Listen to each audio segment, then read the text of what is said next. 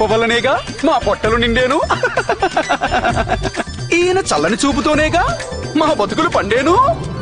ఆహా, పాండుపుత్రులకు వేవేల నమస్సులు.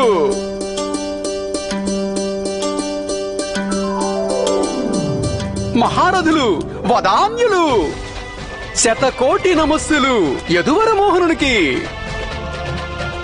శౌర్య ధర్మజ్ఞానులకు నమః. ఆహూతులైన పురప్రజలకు విదూషకుడు దుందుమాలి నమస్సులు నమస్సులు నమస్సులు. రేపు రాకుమారి ఉత్తర వివాహం అర్జునపుత్రుడు మహారథి అభిమన్యునితో వైభవంగా జరుగుతుంది. ఆనందోత్సాహాలతో, గాత్ర వాయిద్యాలతో, విందు వినోదాలతో, దాన ధర్మాల ప్రవాహానికి అడ్డే ఉండదు. ఈ వివాహ మహోత్సవానికి ఒక ఉత్తమ చరిత్ర కథాశ్రవణంతో నాంది పలికితే ఎలా ఉంటుంది? ఈ వివాహ మహోత్సవ సందర్భంగా తామందరి మనోరంజనానికై ఏదైనా ఒక ఉత్తమ చరిత్రని కథాగానం చేయమని నన్ను ఆజ్ఞాపించారు. చెప్పండి పురప్రజలారా, ఎవరి కథను వినాలనుకుంటున్నారు తమరంతా? పార్వతీ పరిణయ కథ. లేదు లేదు, సీతారాముల కళ్యాణ కథ. కాదు, పరశురామ ప్రభు వీరగాథ వినిపించు. శాంతి శాంతి శాంతి శాంతించండి పురప్రజలారా, సావధానంగా వినండి. సమ్రాట్ యుధిష్ఠిరా, మీరు చెప్పండి, ఏ కథను వినాలనుకుంటున్నారు? నేను కాదు విదూషక దుందుమాలి. ఈ రోజు యాదవ శ్రేష్ఠులు వాసుదేవుడు విరాట నగరానికి విచ్చేశారు. వాసుదేవా, ఎవరి కథ వింటారు మీరు? ఈ నిర్ణయాన్ని మా సఖి తీసుకుంటుంది. చెప్పు సఖి, ఎవరి కథ వింటే నీ హృదయం శాంతిస్తుంది? నా హృదయం శాంతంగానే ఉంది గోవిందా. లేదు, మనస్సు స్థిరంగానే ఉంది, కానీ హృదయం శాంతంగా లేదు. సోదరా, నేను చెప్పనా? అవశ్యం.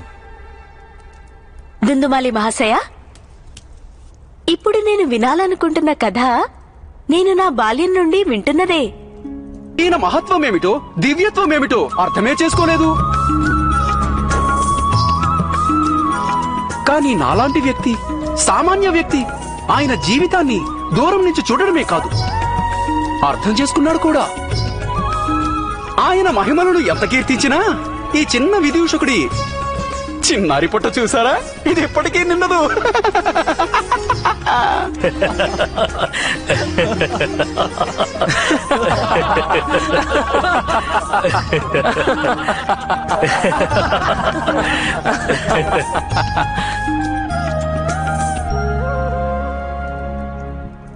వాస్తవానికి యావత్ ఆర్యావర్తము ఆయనకు రుణపడి ఉంది. సమాజంలోని సమస్త దుఃఖాలను ఆయన హరించాడు. చూడ్డానికి అతనో భోగి, కాని అతనో యోగి.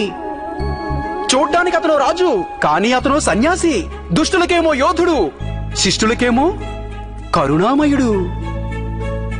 జ్ఞాని అతను, ధ్యాని అతను, మౌని అతను, వెరసి బుధాగ్రణి అతను. అయితే వినండి అటువంటి మహాచరిత్ర ఒకటి. కథ కాదు ఇది, శివపార్వతులను కీర్తించ సీతారాముల గాథ కాదిది.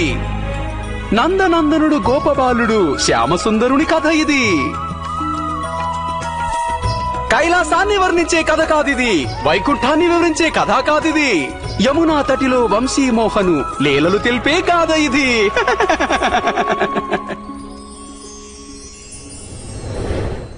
మధురను పాలించే ఉగ్రసేనుని బంధించి దుష్టుడైన అతని కొడుకు కంసుడు రాజైనాడు.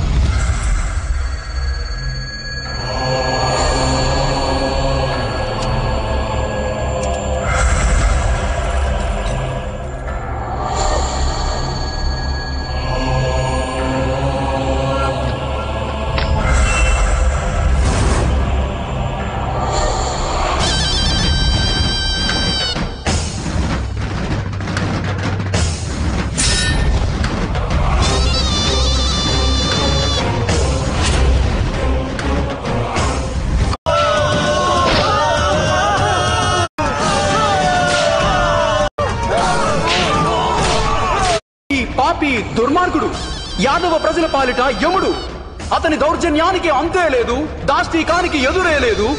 పీడన తాడన అతని లక్షణం, హింసా మార్గమే అతని జీవనం.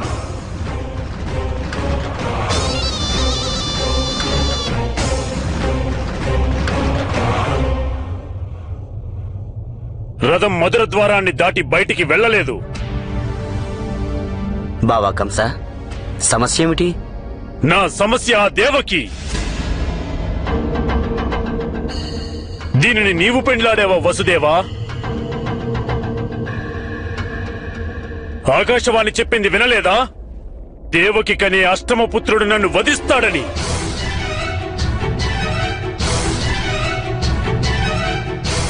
ఇప్పుడు నేను ఈ క్షణాన్నే దేవకిని వధిస్తాను. ముష్టిక, దేవకిని రథం నుండి కిందికి దింపు. ఆగుమల్లుడా,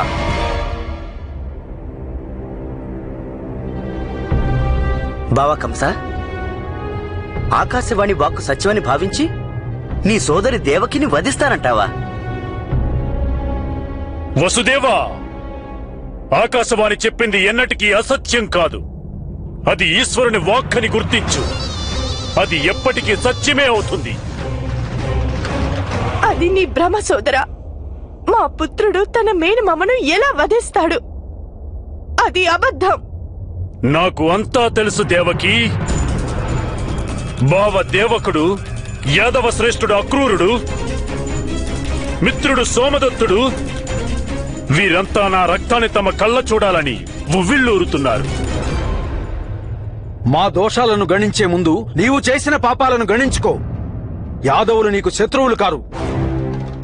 నీవు దివారాత్రాలు మీ కులంలోని యాదవులపై అత్యాచారం చేస్తుంటావు. మీ ప్రజలను హింస పెడుతున్నావు. చివరికి నీవు స్వయాన నీ తండ్రినే బంధించి కారాగారంలో ఉంచావు. ఒక మనిషికి అహంకారం పెరిగిందంటే వారిని సమాజం శత్రువుగానే భావిస్తుంది. కంస, నీ పాపాలకు దండన తప్పక లభిస్తుంది. నాకు దండన?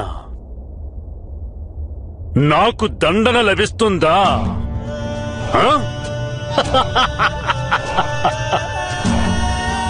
నాకు దండన లభిస్తుందా? నాకు దండన లభిస్తుందా? ఎవరు నన్ను దండించేవారు? ఎవరు? వీడా? వీడా లేక వీడా?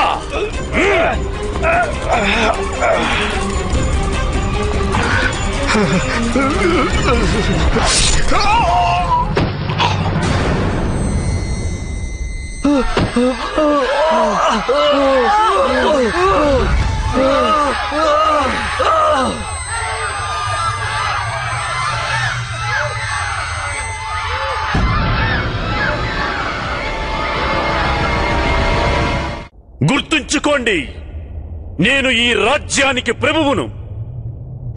నాకు విరుద్ధంగా ఎవరి నోటు నుండైనా ఒక్క మాట వచ్చిందంటే నేను వాడి మస్తకాన్ని ఖండించి భూమి మీద పడేస్తాను.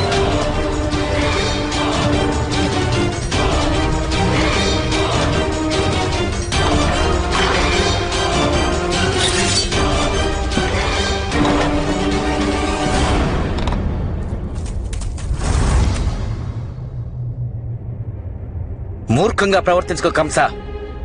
నేను ఎవరినో నీవు మర్చిపోతున్నావు. యాదవ శ్రేష్ఠుడు సూరసేనుడి పుత్రుడిని నేను. మా సోదరి పృథ కుంతి భోజ మహారాజు దత్తపుత్రి. ఆమె వివాహం హస్తినాపురి రాజు పాండుతో జరిగింది. నీవు నా పట్ల అపరాధం చేశావంటే ఆ పాండు మహారాజు సూరసేనుడు అలాగే కుంతి భోజన్ నుండి వందలాది సైనికులు నీపై దండయాత్రకు వస్తారు. ఈ రోజే వారు నిన్ను వధిస్తారు.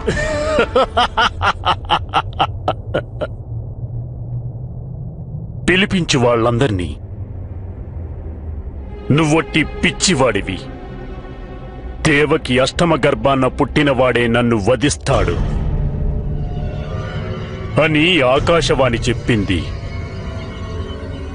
అన్యులింకెవ్వరూ నన్నేమీ చెయ్యలేరు. నీవు కూడా నాకే హాని తలపెట్టలేవు. నన్ను ఎవ్వరూ ఏమీ చెయ్యలేరు. చూస్తున్నావుగా నా సైనికులను. ఈ క్షణాన్ని ఇక్కడి యాదవులందరూ మృతి చెందుతారు.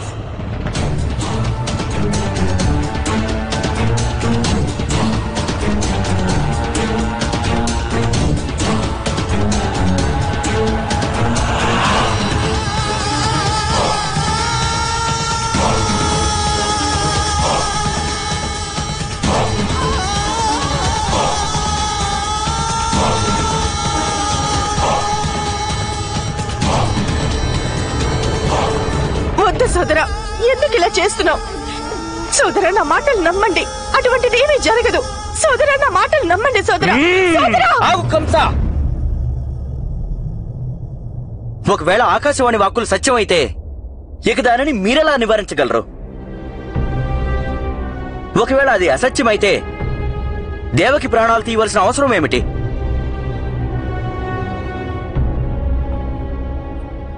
నేను సూరసేనుని పుత్రుడు వసుదేవుడిని. తలుచుకుంటే నేను ఈ క్షణాన్ని మీ ప్రాణాలు తీయగలను. కానీ అందువల్ల యాదవ ప్రజాజనులపై జరాసంధునికి ఆగ్రహం కలుగుతుంది. ఎవరికి ఏ లాభము ఉండదు. నేను దేవకి త్యాగం చేసేందుకు సిద్ధం. మీరు ఇప్పుడే మమ్ము బంధించండి కంస మహారాజా. మీకు నేను వాగ్దానం చేస్తున్నాను కంస మహారాజా. మమ్ము విముక్తులను చేసేందుకు ఆ హస్తినాపురి మీ పైకి దండెత్తి రాదు, అలాగే కుంతి భోజము రాదు.